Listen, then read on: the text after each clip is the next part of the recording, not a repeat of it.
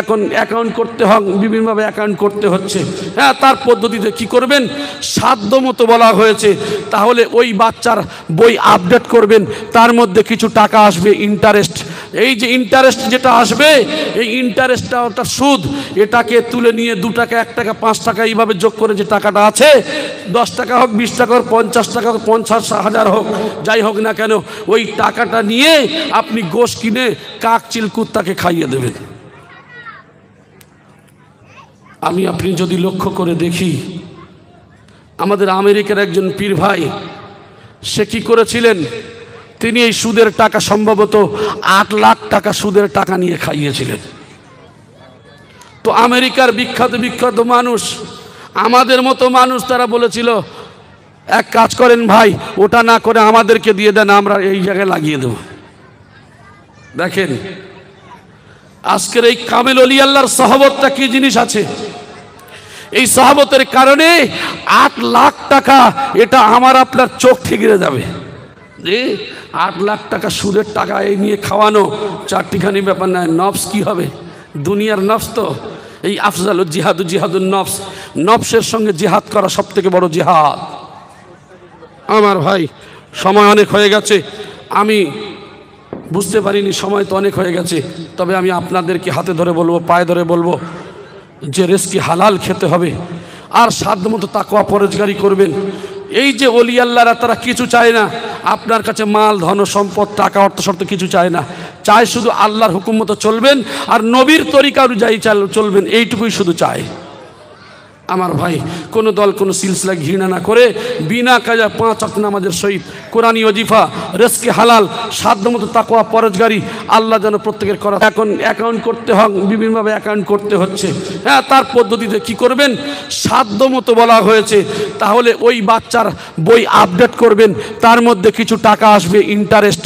এই যে ইন্টারেস্ট যেটা আসবে, এই ইন্টারেস্টটা অর্থাৎ সুদ, এটাকে তুলে নিয়ে 2 টাকা 1 টাকা 5 টাকা এইভাবে যোগ করে যে টাকাটা আছে, 10 টাকা হোক 20 টাকা হোক 50 টাকা হোক 50,000 হোক, যাই হোক না কেন, ওই টাকাটা নিয়ে আপনি গোশ কিনে কাক চিল কুত্তাকে খাইয়ে দেবেন।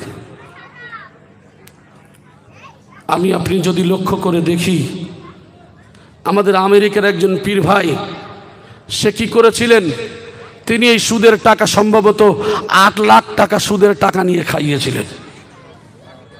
তো আমেরিকার বিখ্যাত বিখ্যাত মানুষ, আমাদের মতো মানুষ, তারা বলেছিল এক কাজ করেন ভাই, ওটা না করে আমাদেরকে দিয়ে দেন, আমরা এই জায়গায় লাগিয়ে দেব। দেখেন আজকের এই কামেল ওলি আল্লাহর সাহাবতটা কি জিনিস আছে। এই সাহাবতের কারণে 8 লাখ টাকা, এটা আমার আপনার চোখ ঠিকরে যাবে যে 8 লাখ টাকা সুদের টাকা এই নিয়ে খাওয়ানো চারটিখানি ব্যাপার নয়। নফস কি হবে, দুনিয়ার নফস তো এই আফজালুল জিহাদু জিহাদুন নফস, নফসের সঙ্গে জিহাদ করা সব থেকে বড় জিহাদ। আমার ভাই সময় অনেক হয়ে গেছে, আমি বুঝতে পারিনি, সময় তো অনেক হয়ে গেছে। তবে আমি আপনাদেরকে হাতে ধরে বলবো, পায়ে ধরে বলবো যে রিজকি হালাল খেতে হবে, আর সাধ্যমতো তাকওয়া পরহেজগারি করবেন। এই যে ওলি আল্লাহরা, তারা কিছু চায় না আপনার কাছে মাল ধন সম্পদ টাকা অর্থ শর্ত কিছু চায় না, চায় শুধু আল্লাহর হুকুম মতো চলবেন আর নবীর তরিকা অনুযায়ী চলবেন, এইটুকুই শুধু চায়। আমার ভাই, কোনো দল কোনো সিলসিলা ঘৃণা না করে বিনা কাজা 5 ওয়াক্ত নামাজের সহিত কোরআনী ওজিফা, রিজকি হালাল, সাধ্যমতো তাকওয়া পরহেজগারি আল্লাহ যেন প্রত্যেকের করা। এখন অ্যাকাউন্ট করতে হয়, বিভিন্নভাবে অ্যাকাউন্ট করতে হচ্ছে।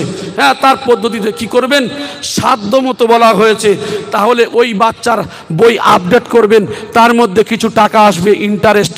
এই যে ইন্টারেস্ট যেটা আসবে, এই ইন্টারেস্টটা অর্থাৎ সুদ, এটাকে তুলে নিয়ে 2 টাকা 1 টাকা 5 টাকা এইভাবে যোগ করে যে টাকাটা আছে, 10 টাকা হোক 20 টাকা হোক 50 টাকা হোক 50,000 হোক, যাই হোক না কেন, ওই টাকাটা নিয়ে আপনি গোশ কিনে কাক চিল কুত্তাকে খাইয়ে দেবেন। আমি আপনি যদি লক্ষ্য করে দেখি, আমাদের আমেরিকার একজন পীর ভাই, সে কি করেছিলেন, তিনি এই সুদের টাকা সম্ভবত 8 লাখ টাকা সুদের টাকা নিয়ে খাইয়েছিলেন। তো আমেরিকার বিখ্যাত বিখ্যাত মানুষ, আমাদের মতো মানুষ, তারা বলেছিল এক কাজ করেন ভাই, ওটা না করে আমাদেরকে দিয়ে দেন, আমরা এই জায়গায় লাগিয়ে দেব। দেখেন আজকের এই কামেল ওলি আল্লাহর সাহাবতটা কি জিনিস আছে। এই সাহাবতের কারণে 8 লাখ টাকা, এটা আমার আপনার চোখ ঠিকরে যাবে যে 8 লাখ টাকা সুদের টাকা এই নিয়ে খাওয়ানো চারটিখানি ব্যাপার নয়। নফস কি হবে? দুনিয়ার নফস তো এই আফজাল জিহাদুন নফস, নফসের সঙ্গে জিহাদ করা সব থেকে বড় জিহাদ। আমার ভাই সময় অনেক হয়ে গেছে, আমি বুঝতে পারিনি সময় তো অনেক হয়ে গেছে, তবে আমি আপনাদেরকে হাতে ধরে বলবো, পায়ে ধরে বলবো যে রিজকি হালাল খেতে হবে আর সাধ্যমতো তাকওয়া পরহেজগারি করবেন। এই যে ওলি আল্লাহরা তারা কিছু চায় না আপনার কাছে, মাল ধন সম্পদ টাকা অর্থ শর্ত কিছু চায় না, চায় শুধু আল্লাহর হুকুম মতো চলবেন আর নবীর তরিকা অনুযায়ী চলবেন, এইটুকুই শুধু চায়। আমার ভাই কোনো দল কোনো সিলসিলা ঘৃণা না করে বিনা কাজা 5 ওয়াক্ত নামাজের সহিত কোরআনী ওজিফা রিজকি হালাল সাধ্যমতো তাকওয়া পরহেজগারি আল্লাহ যেন প্রত্যেকের করা দান করেন বলি। বখতিয়ার কুতুবউদ্দিন কাকি রহমাতুল্লাহ আলাইহি, তিনি ছিলেন খাজা গরিবে নওয়াজ মঈনুদ্দিন চিশতি রহমাতুল্লাহ আলাইহি, ছিল হীরের টুকরা। আর ওই হীরার সঙ্গে লাগার কারণে বখতিয়ার কুতুবউদ্দিন হয়ে গেল হীরার টুকরা। তার নামে দিল্লির শহরে এখনো দাঁড়িয়ে আছে কুতুব মিনার। ওই আল্লাহর ওলি হযরতে বখতিয়ার কুতুবউদ্দিন কাকি রহমাতুল্লাহ আলাইহি, হুজুর আমার দুনিয়া থেকে পর্দা হবেন, বিদায় নিয়ে চলে যাবেন। এমন সময় তার খাদেমকে ডেকে বলছে, বাবারে আমার মন তো বলছে আমি আর বেশি দিন থাকবো না, বিদায় নিয়ে চলে যাব, মাওলার ডাকে আমায় সাড়া দিতে হবে।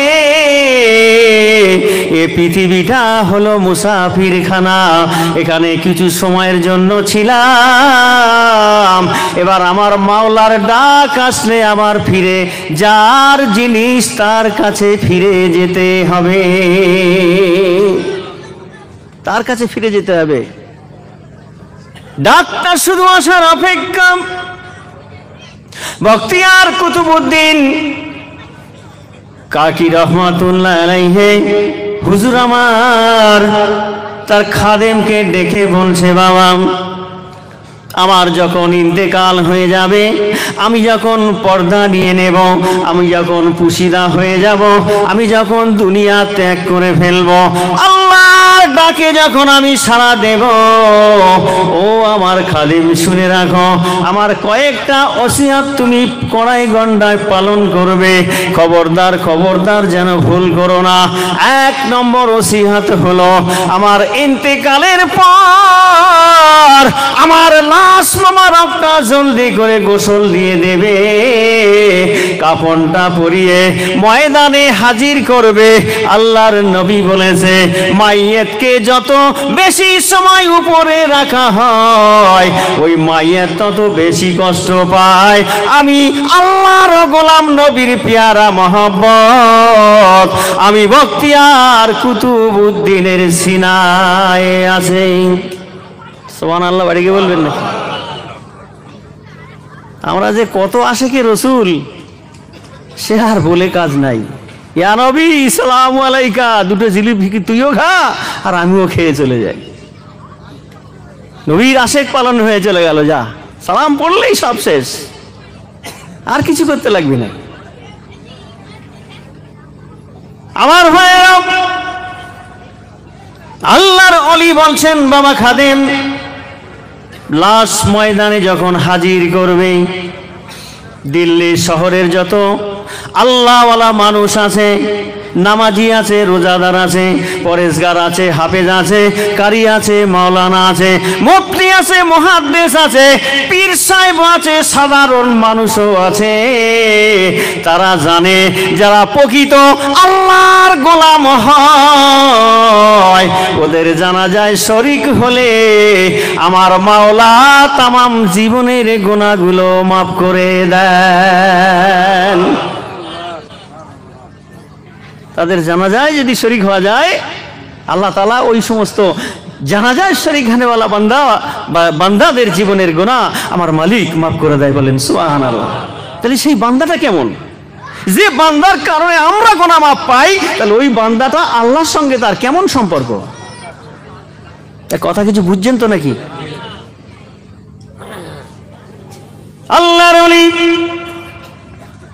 হযরতে বখতিয়ার কুতুবউদ্দিন কাকি রহমাতুল্লাহ আলাইহি বললেন, বাবা ময়দানে আমার লাশটা যখন হাজির করা হবে, লক্ষ লক্ষ মানুষ আমার জানাজায় শরীক হবে, লক্ষ লক্ষ মানুষ আমার জানাজায় শরীক হবে। কিন্তু বাবা খাদেম, সবাইকে জানিয়ে দিও আমার জানাজার ইমামতির দায়িত্বটা আজকে ওই ব্যক্তি করবে যে ব্যক্তির প্রথম ১ নম্বর তার জীবনে নামাজ ফরজ হওয়া থেকে আমি বখতিয়ার কুতুবউদ্দিন কাকি রহমাতুল্লাহ আলাইহি আমার জানাজায় শরীক হওয়া পর্যন্ত তার জীবনে একটা টাইমের জন্য আসরের সুন্নত নামাজটা কাজা নাই। আর একটু জোরে বলেন।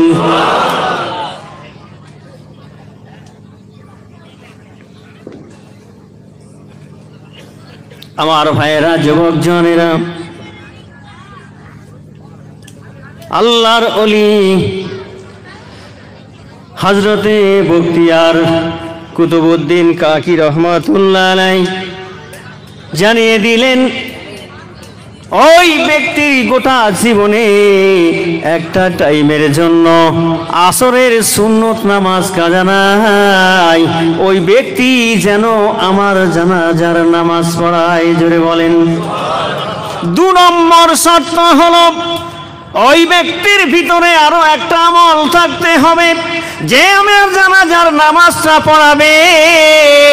শুধু ১ নম্বরের আমলটা থাকলে হবে না, ওই ব্যক্তির জীবনে ২য় নম্বর আমলটা হবে, তার জীবনে ১ দিনের জন্য তাহাজ্জুদ কাজা হবে না। জোরে বলেন।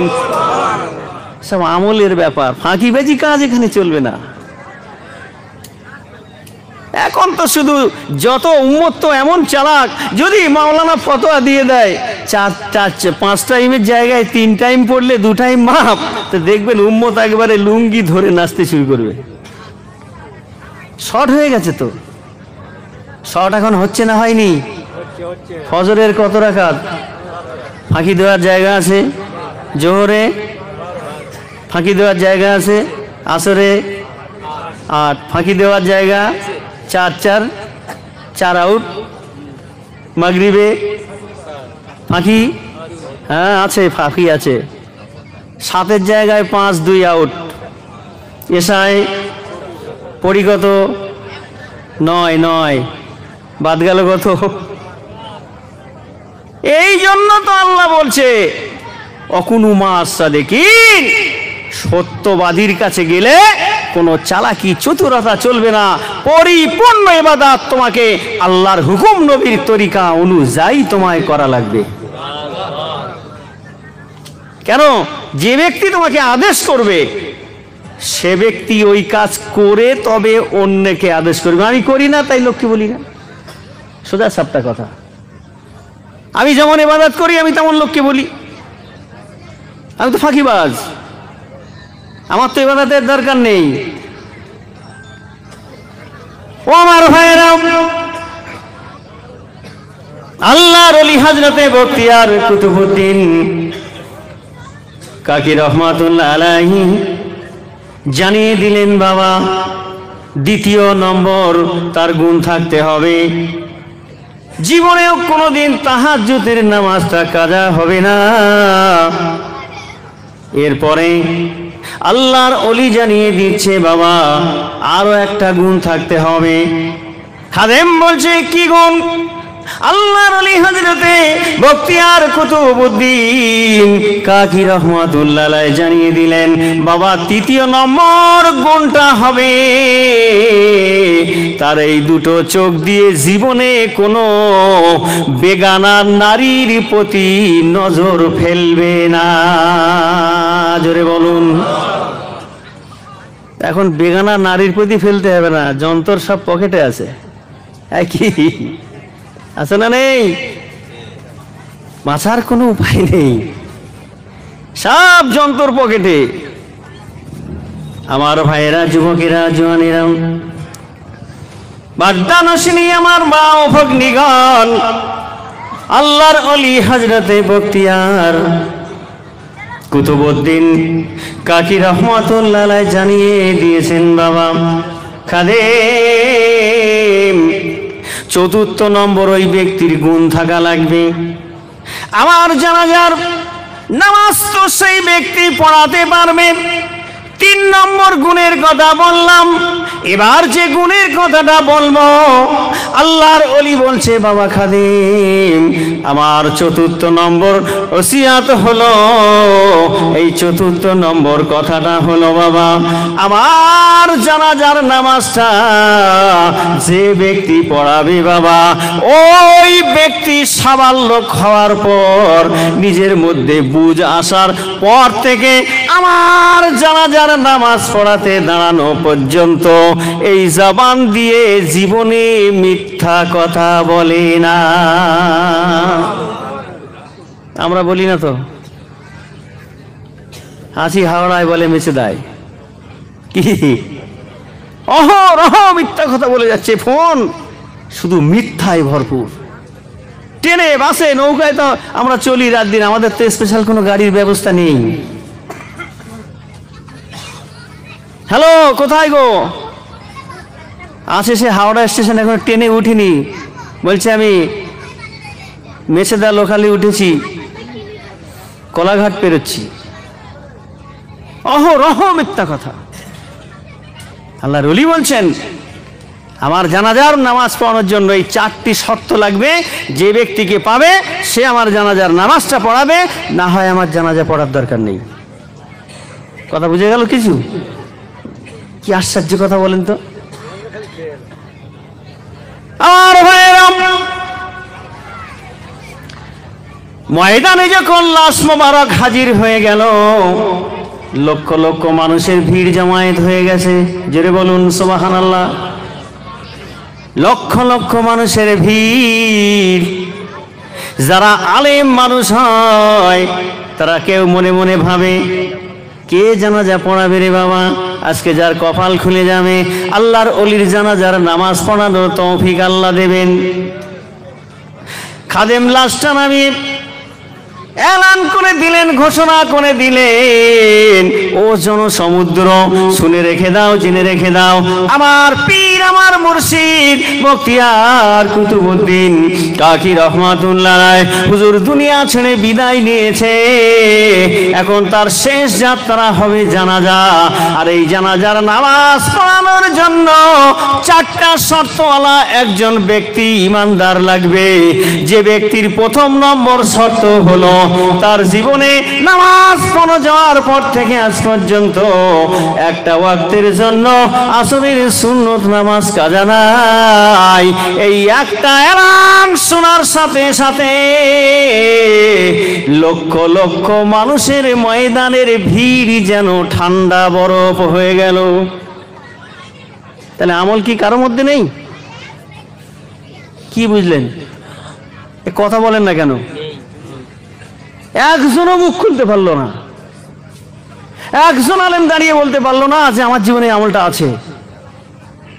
আর 3টে তো এখন অনেক দূরের কথা। খাদেম আরো 3টের কথা বললেন, ব্যাস ময়দান পুরো ঠান্ডা,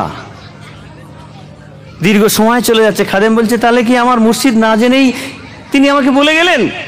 আছে তো ব্যক্তি, না থাকলে তিনি একথা বলবেন কেন? কিছু সময় চলে যাওয়ার পর ময়দানের পেছন থেকে একজন ব্যক্তি আওয়াজ দেয়, ও ময়দানের সমুদ্র ভাইয়েরা, একটু আল্লাহর রাস্তে আমায় জায়গা করে দেন, আমি আল্লাহর ওলি বখতিয়ার কুতুবউদ্দিন কাকি রহমাতুল্লাহ আলাইহির পাশে যেতে চাই। মানুষ ঘুরে তাকে দেখতে লেগে গেল। এই ব্যক্তির জীবনে নিশ্চিত এই 4টি আমল আছে, যে আমল আমাদের নাই। ও আমার ভাইরা, সুফি আজান গাছি রহমাতুল্লাহ আলাইহি কোনো ইবাদত তার দরবারে করার জন্য তিনি নিজের জীবনে যে আমলগুলো করেছেন একই আমলগুলো তার মুরিদদের করার জন্য আদেশ করেছেন। ফরজ পড়ো, সুন্নত পড়ো, নফল পড়ো, মুস্তাহাব পড়ো, বেশি বেশি করে নফল পড়ো বাবা, আমিন পড়ো, চাষ পড়ো, তাহাজ্জুদের নামাজ পড়ো, ইশরাক পড়ো, কোরআনের জিকির করো, মৃত্যুর স্মরণ করো। এই কাজগুলো তুমি করে যাও আর খানাটা হালাল খেয়ে যাও, কাজা নামাজ ছাড়া নামাজ পড়ে যাও। এই কাজ যদি করতে পারো আমার মাওলার দরবারে তোমার নামের লিস্টে নেককারের খাতায় হবে। এত সহজে নেককার হওয়া যাবে? আমার ভাইয়েরা, যুবক জওয়ানেরা, সেই ব্যক্তি আস্তে আস্তে করে এসে ভিড় ঠেলে বখতিয়ার কুতুবউদ্দিন কাকি রহমাতুল্লাহ আলাইহির পাশে দাঁড়ালেন। মানুষ হাহুতাশ